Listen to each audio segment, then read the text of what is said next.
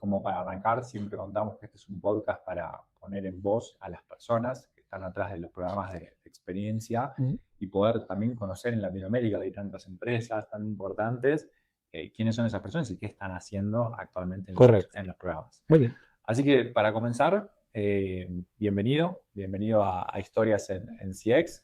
Te pregunto quién sos y cómo iniciaste en lo que es Customer Experience. Pues antes que nada, muchísimas gracias por invitarme. Estoy muy honrado y me gusta mucho participar en esta experiencia y en este nuevo concepto que está lanzando, que estoy seguro que les va a ir muy bien. Y sí estamos ávidos de escuchar un montón de historias de servicio al cliente de Latinoamérica, que creo que sin duda hace falta, como ya lo hemos platicado. Así que, antes que nada, muchísimas gracias, Gabo. Y bueno, pues el servicio al cliente siempre formó parte de mi vida profesional. Desde que era muy joven, siempre trabajaba en parques de diversiones, trabajaba en cines y trabajaba en lugares donde tuviera al cliente de frente, a veces con un mostrador, a veces sin un mostrador, a veces diseñando la experiencia del cliente. Y creo que en muchos de los casos de los que nos encanta el servicio al cliente siempre termina por ser vocacional. Empieza en el gen, empieza en ese gusto de servir, empieza en ese gusto de ofrecer un servicio que te haga repetir. A veces empiezas en tu casa con tus papás, a veces te lo inculcan tus papás un poco intrínsecamente y lo llevas después a la calle, porque yo siempre he pensado que alguien que le encanta el servicio al cliente, te encanta en todos los entornos, te encanta en tu casa, te encanta con tu familia, te encanta con tu pareja y por supuesto en el entorno laboral que reditúa. Entonces, podría decir que es un tema que empezó desde muy joven, pero conforme fui avanzando, estudié la carrera de comunicaciones y después trabajé en Disney, después hice un mastership en Disney, en Zappos, después en Cinemex, ahora en Volaris. Entonces, como que siempre he estado involucrado con el tema de servicio al cliente y el eje conductor de todas esas experiencias laborales siempre fue la operación y específicamente la operación, el servicio al cliente. A veces directo y muchas otras veces a nivel diseño. Genial. A ver, me encantó, esto me enteré hace unos minutitos cuando estábamos charlando, que trabajaste en Zappos. O sea, no hay tantas personas en Latinoamérica que hayan trabajado en Zappos y que hoy estén a cargo de todo un equipo de experiencia. Contame, Memo, un poco esa experiencia, cómo fue, cómo empezaste a trabajar ahí, o sea, cómo fue, y fue en México, no fue en México, fue en Estados Unidos. Fue en Estados Unidos, concretamente en Nueva York. Ajá. Y era cuando Zappos apenas estaba haciendo el nombre de lo que terminó por ser, ¿no? Como saben, al final del día lo compró Amazon y la parte estructural de Zappos específica del servicio al cliente se quedó en Amazon y les diseñó la cultura de servicio hoy en día vigente en Amazon. Pero en ese tiempo yo estaba en un periodo largo en Nueva York, entre lo que acababa la carrera, lo que acababa la prepa y empezaba la carrera. Y en ese periodo de tiempo resultó que en Craigslist, literal, se presentó una oportunidad de trabajar en esto que era Zappos. Nadie sabía bien qué era Zappos. Nadie lo conocía en ese caso de éxito, nadie entendíamos todos Zappos, pues era como de zapatos, como que tenías un poquito esa idea. Pero cuando llegamos y descubrimos que era un delivery de zapatos, pues lo primero que descubrimos, o lo primero que yo pensé fue que iba a ser nada más un tema de una zapatería en línea. Pero conforme fuimos avanzando, descubrimos que era mucho más que una zapatería en línea. Al final, Zappos vendía experiencias. De experiencias que la gente no esperaba. La gente compraba muchos más zapatos porque esperaba encontrar mágicamente que te diera la sorpresa de tener esa gran experiencia escondida en una compra normal. Después se convirtió en algo muy mecanizado con la estadística de que a los clientes, a cierto porcentaje de clientes al día van a tener estas experiencias. Entonces, fue un proceso, digamos que un poco rústico al principio, un tanto artesanal, pero conforme fuimos avanzando en la cultura de Zappos, descubrimos que era mucho más profundo. Estaba 100% basado en la experiencia del cliente. El zapato era una consecuencia. Entonces, de repente íbamos y nos decían, tienes que entregar unos zapatos en Central Park, pero la misión de hoy es que la señora se tiene que probar los zapatos. Sabemos que tiene 3 perros. Tú vas a pasear a los perros en Central Park mientras ella corre con los zapatos, porque compró unos zapatos para correr, y tú tienes que ir medio trotando con la señora para ver si los zapatos le gustan. Si le gustan, entonces tú tomas una foto y me la mandas, porque en este tiempo no había una foto así tal cual, de Polaroid, nos la mandas, ya tenemos esa experiencia, y así nos vamos a ir.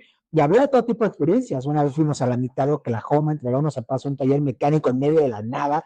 Pensábamos que nos íbamos a quedar en el bayou, en el pantano, y al final resultó ser una experiencia increíble de una familia completa que está esperando los zapatos como si fuera Santa Claus. Entonces, lo que aprendimos en realidad, más que todo, fue la importancia de construir grandes experiencias de servicio que requerían, sí, en este caso, a veces una inversión como un boleto de avión a otro lugar, pero la gran mayoría de las veces no requerían ninguna inversión más que tu propia capacidad para pensar fuera de la caja y hacer las cosas sorprendentes. Me acuerdo que alguna vez una de esas entregas de zapatos habíamos entregado unos zapatos negros que tenían el logo de Darth Vader o la figura de Darth Vader. Y toda la dinámica fue de llegamos y vestidos como de Sith y le dimos los zapatos, una especie de ceremonia. Un show. Bueno, ¿y esa fantochada de qué sirve? Esa fantochada sirve que ese cliente compraba 3X y a raíz de este suceso, que no nos costó nada porque nosotros mismos llevamos los disfraces y nos pusimos de acuerdo, compró 18X más. Wow. Entonces, al final del día se demostró con números y con ciencia y con data que una gran experiencia no solo te hacía repetir, te hacía evidentemente recomendarlo, pero no de forma empírica. Con el número demostraba que en esta ocasión 18 veces más de lo esperado por una situación así. Hoy en día Amazon adopta eso también para el tema de las devoluciones y otra serie de experiencias que también ellos dicen, te vamos a devolver a vos, no question ask, no te vas a preguntar. Y dicen, pero ¿por qué estamos perdiendo? Y de ahí sacan la estadística que emana de esa vieja estadística de sapos que dice, esta persona se ha devuelto una cosa en 2 años. Y a raíz de que se la regresamos o que la regresó y no le tuvimos que cobrar nada más y no hubo ningún problema y a lo mejor es defectuoso y le dejamos la primera cosa, ya tiene 2, a lo mejor una no tan funcional, pero la segunda sí, compraba 10 o 15 veces más a través del tiempo.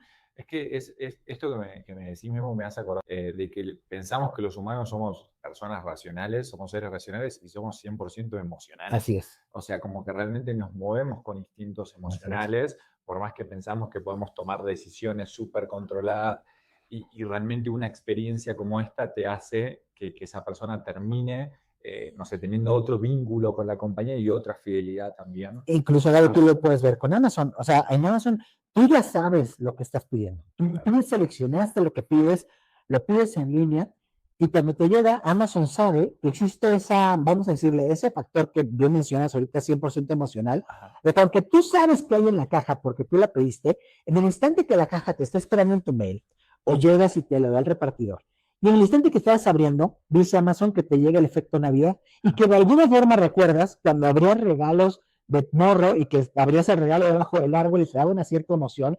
Lo que tú pagaste por ese regalo, tú sabes que pediste, ese sentimiento y esa emoción sigue siendo exactamente la misma. Al igual que tu nombre en un vaso de Starbucks cuando nadie lo hacía y ahora ya llaman a Gabo y va Gabo y se convierte en parte del lugar porque alguien ya te llamó por tu nombre cuando no ocurría. Entonces, al final del día, el servicio potente siempre basa su eje central en la emoción.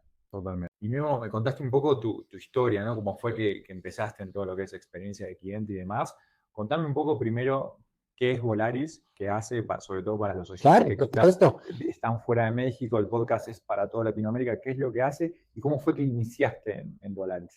Volaris es una línea aérea de ultra bajo costo. Como saben, las líneas aéreas hoy en día se dividen en Legacy, que es una línea aérea grande, que tiene un cierto primera clase o una cierta de situaciones como un poquito más diferentes o más tradicionales, vamos a decirlo así, y está la ultra bajo costo. En México somos la línea aérea número 1 en cuestión de tráfico de pasajeros y en cuestión de oferta de ultra bajo costo. Estamos por cumplir el año que viene 20 años ya de operación, lo cual es un muy buen récord para líneas aéreas. Como saben, luego suele ser un mercado muy volátil en rotación y nos ha ido muy bien y lo vamos haciendo muy bien. Y Volaris, pues eso, es una línea de ultra bajo costo. Operamos, la gran mayoría de las operaciones las tenemos en México y Latam, y también una buena parte en Estados Unidos, ¿no? Ese es nuestro mercado, Estados Unidos, México y Latam. Latam llegamos hasta Colombia, hasta Perú, atacamos Guatemala, Salvador y Estados Unidos bastantes estaciones, y por supuesto México cubrimos casi todo el país. Bien. Entonces yo llegué a Volaris porque estaba ya trabajando en Cinemex, que para los que no conozcan, Cinemex es una cadena de cines en México. Estaba encargado, por supuesto, de toda la parte de servicio al cliente y la experiencia también de servicio al cliente. Y resultaba que el edificio de Volaris quedaba enfrente del de Cinemex. Súper cerca, eran vecinos. Vecinos, que se nos veíamos las ventanas. Sí. Y por LinkedIn me llamaron varias veces, literal, 6 veces, ¿no? Y cuando era la 7ª vez, para la 8ª dije, estos cuates saben dónde querer, ¿no? Entonces, realmente quieren que vaya. Que vaya. Y más que una situación de ego, era una situación que me da curiosidad, porque a lo mejor pensaba que me iban a decir, ya que viniste, pues ya no vengas, porque ya te llamamos tantas veces que qué onda. Pero en realidad fui y me enamoré de lo que quería hacer Volaris, que en ese momento hace ya casi 10 años, 9 para ser exacto, Volaris quería reestructurar su situación en cuestión de estandarización de servicio y experiencia al cliente, porque operábamos en varias estaciones y era un poco diferente el servicio que te podías encontrar en la Ciudad de México, con la que te encontrabas en Cancún o el que te encontrabas en Bogotá. Entonces queríamos estandarizar todos los procesos operativos que afectan la experiencia del cliente, así como el modelo emocional de servicio al cliente. Entonces, ese reto, que se me antojaba muy interesante en una industria que no conocía para nada, Lo que dije, pues sí, quiero aprender algo nuevo, quiero aprender una industria a la cual no conozco, pero lo que sí conozco es el servicio al cliente y el tema emocional del servicio al cliente, y ese hilo conductor y ese reto que era, como ya sabes, caminar el camino amarillo, que apenas nadie lo está transitando y que a veces no paso, quería vivir esa experiencia y pues aquí estoy y me dio muy bien. Excelente, excelente. ¿A poco, imagino, en esos primeros pasos que diste dentro de la compañía, fue mucho también entender la industria, entender el negocio, porque era muy distinto a lo que era la industria de cines? Sí, por supuesto. Pero es una industria muy diferente, Sí.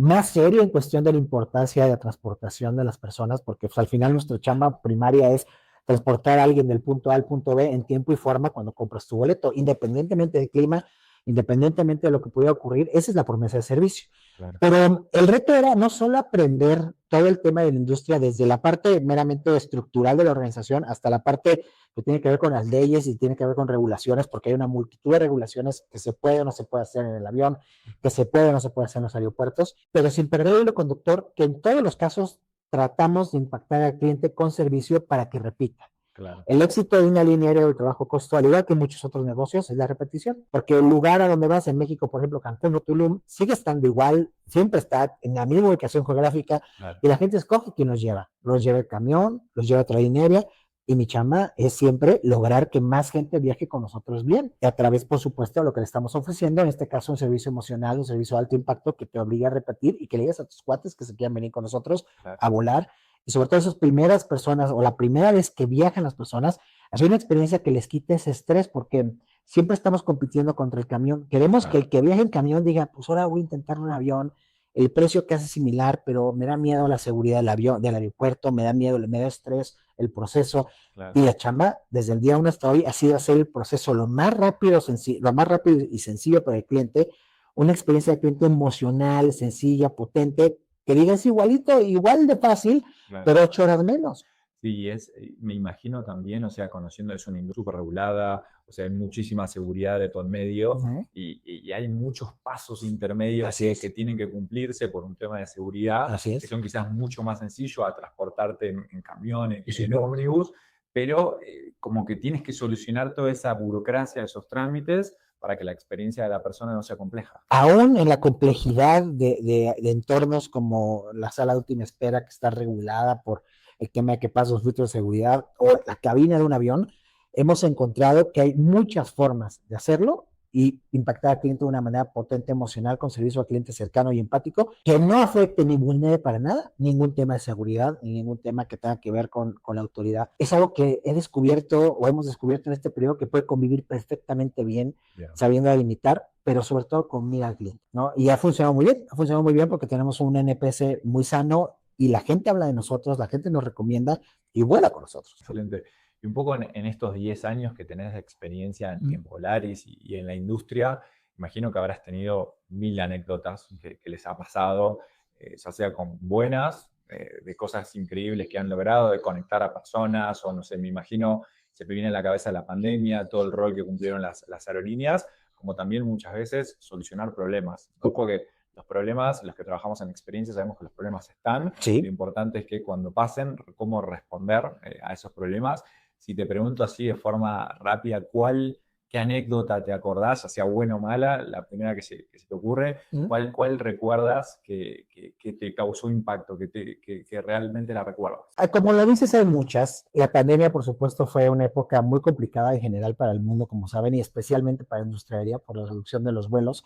Afortunadamente, nosotros nunca dejamos de volar y operábamos con una capacidad bastante reducida. Pero a mí algo que me impactó mucho fue que los pocos vuelos que lográbamos, no lográbamos porque no se llenaban, sino los que estábamos permitidos a tener durante la pandemia, metimos ciertas medidas de seguridad que tenían que ver con la careta, ya sabes, te acordarás perfecto de la careta, todo lo que teníamos, las máscaras, todo eso. Pero descubrimos que aún detrás de la careta más rígida, de venir casi como si estuviéramos en Chernobyl, es genuino que puedes detectar una sonrisa y una actitud de servicio detrás de eso. Aunque vengas de esa forma. Y eso fue lo que estuvimos trabajando con toda nuestra gente en ese tiempo. Que les da el servicio eran detalles como un puñito cerrado, dándoles gracias por volar, un movimiento de cejas que denotaba una sonrisa detrás de un cubrebocas o detrás de una careta, un proceso muy bien estructurado para darte seguridad de que no te ibas a contagiar en el vuelo, pero al mismo tiempo te íbamos a atender de manera muy cercana. Entonces, algo a mí que me encanta es que logré descubrir que no importa los mecanismos físicos que a lo mejor impidan cierto contacto, el gran servicio, la sonrisa y la actitud de servicio siempre se va a notar sin importar lo que tengas enfrente. Claro. Porque depende del momento de la verdad. Cuando tienes a tu gente en una misma sintonía filosófica, ellos saben que en el instante que estás teniendo al cliente solo lo vas a tener ese día, a lo mejor ese año, a lo mejor esa hora. Y solo tienes ese pequeño momento para levantar la ceja, para sonreír, para dar esa actitud que va a hacer que regrese 4, 5, 10 veces más. Y eso fue lo que logramos, o es una de las cosas que más me gustan, lograr a través de la pandemia ofrecer un gran servicio que permitió la recuperación más poderosa de casi toda Latinoamérica de Volaris una vez que terminó la pandemia. Si hubiéramos tenido esa idea de servicio o hubiéramos tratado a la gente como material radioactivo, claro, estoy seguro que eso no hubiera podido ocurrir de la manera que ocurrió tan rápido. Esa recuperación ocurrió debido a ese servicio. Porque aparte me imaginaba para las personas. Por supuesto. Estamos hablando, había totalmente desinformación, no sabíamos si se cerraba todo, si se abría, si no, hubo muchas ida y vueltas. ¿Te contagiaba? ¿Cómo te contagiabas?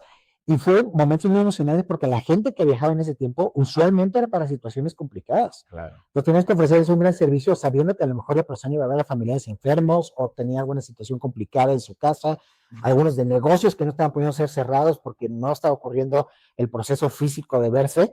Entonces, fue una enseñanza muy potente que tenía que ver con eso, tenía que ver con la gente. Y otro, por ejemplo, es un vuelo que recuerdo mucho cuando fue el concierto de Taylor Swift, aquí en México.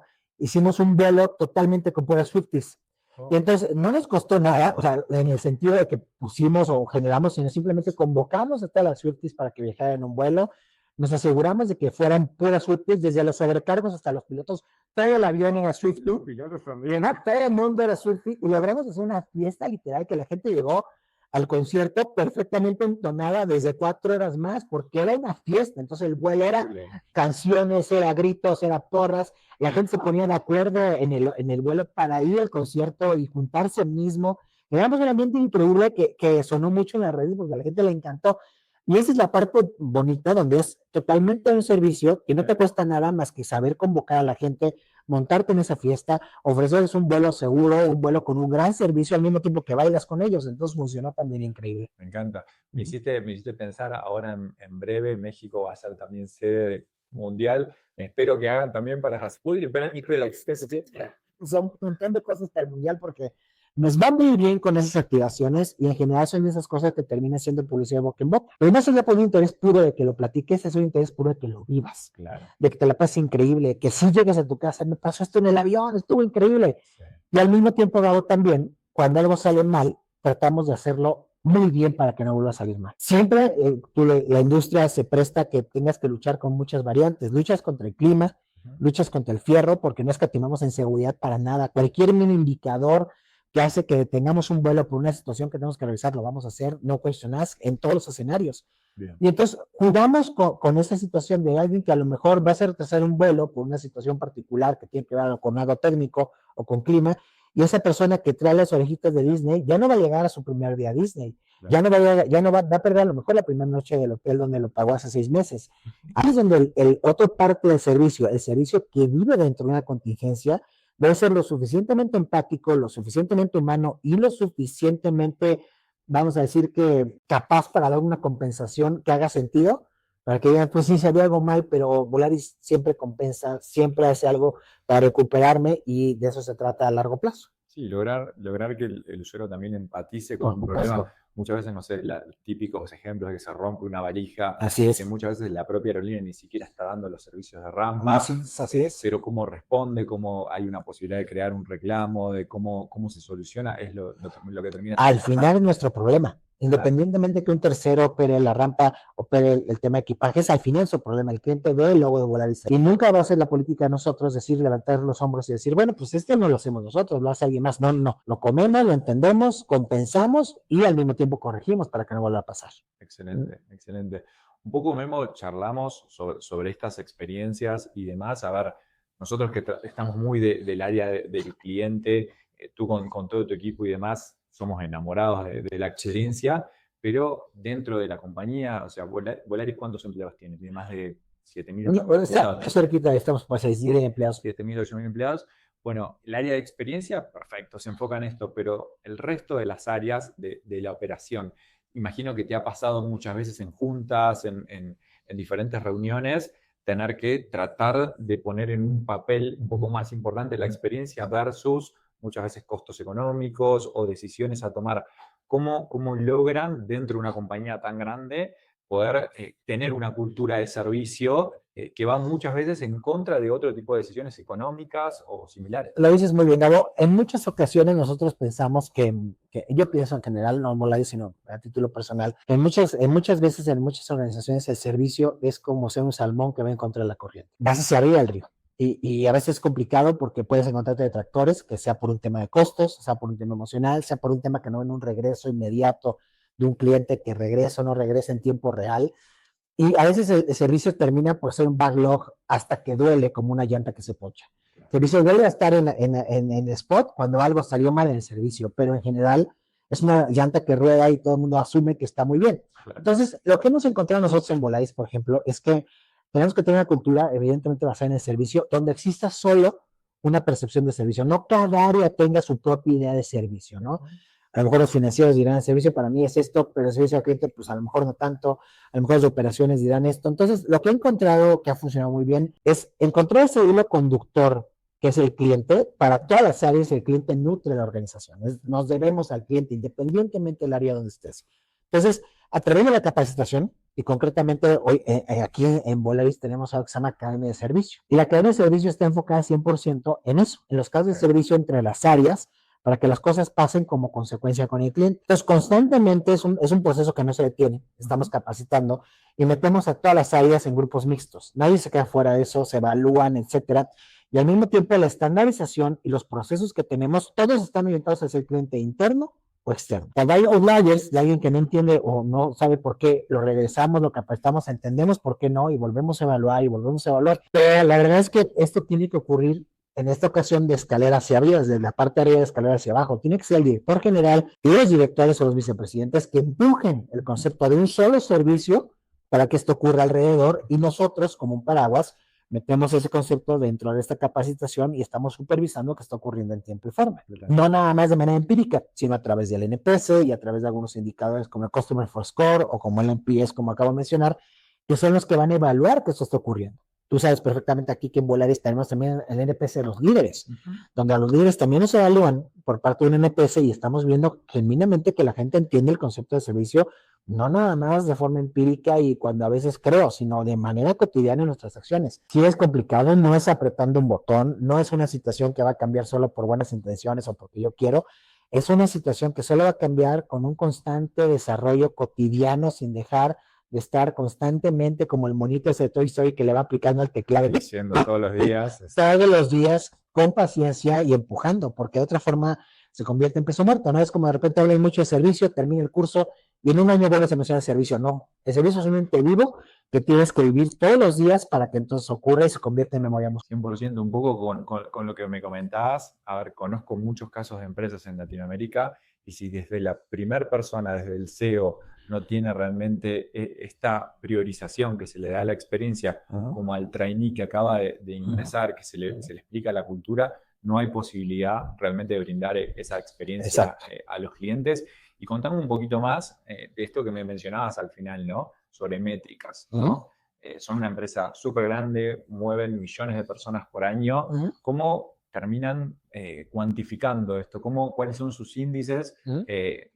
O sea, me interesa, me comentaste de NPS, ¿qué otros índices utilizan y cómo miden después de que una persona vuela? ¿Cómo suele ser el proceso? Normalmente una linearia a nivel de industria tiene ciertas métricas comunes para todos, ¿no? La métrica que rige el número uno a cualquier organización, de cualquier linearia, es el OTP, que es On Time Performance, ¿no? Que es que el vuelo salga puntual más 15, es decir, dentro de 15 minutos del tiempo de partida o el tiempo programado de salida, ese vuelo tiene que salir puntual. Ese es el hilo conductor, ese es el eje central de nuestro indicador de operaciones, ¿no? El OTP. Tenemos algunos otros como el DEMA 0, que salga justo en el momento de Departure 0, que salga exactamente en la hora puntual. Esos dos son los que están generando el valor más importante de nuestras operaciones. Y el FAST, que es el First Aircraft Segment, o sea, que es el primer vuelo de una ruta que salga a tiempo, empuja a los demás vuelos, porque es como un Tetris esto.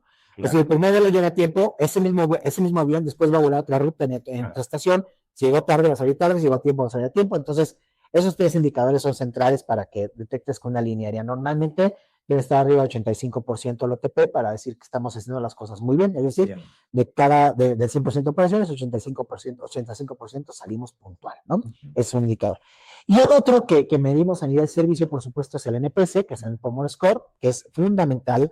Tenemos los líderes, o el Net Promoter Score de los líderes, como platicábamos, que es una evaluación interna que evalúa al líder en cuestión de su servicio, en cuestión de cómo lo perciben los demás, en cuestión de la actitud que tiene hacia su trabajo, etcétera. Funciona también muy bien porque está alineado con el NPS del servicio. Y tenemos uno nuevo que es el Customer First Score, que es qué tan difícil es hacer un proceso para los clientes. Eso lo medimos constantemente. Bien. Sacamos una nueva aplicación o sacamos un nuevo proceso, qué tan complicado fue que llevaras desde 100 sin ningún problema o ayuda humana.